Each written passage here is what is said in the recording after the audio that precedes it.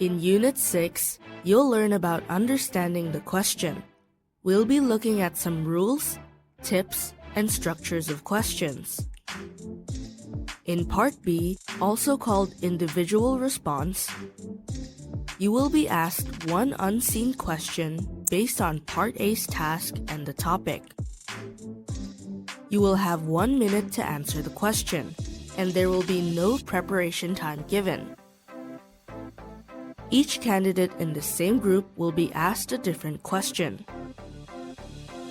In this part, you may refer to your note card if you think it is necessary. Although the content in Part A will help you form your response, you must not give a prepared answer or repeat the points already made in the group interaction. The objective of your response will depend on the question and the way it is structured. For instance, if the objective is giving personal opinions, you may hear questions like, should. For example, do you think there is enough public space in Hong Kong? Is asking for your opinion on Hong Kong's public space.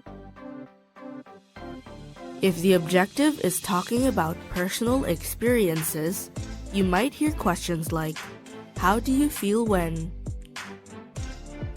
For example, have you ever done extreme sports?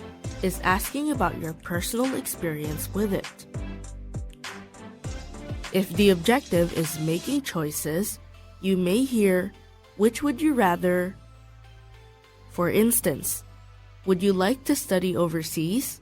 Is asking you to decide on studying overseas or locally. If the objective is talking about imaginary scenarios, you might hear, if you were, what would you? For instance, if you were cyberbullied, who would you seek help from?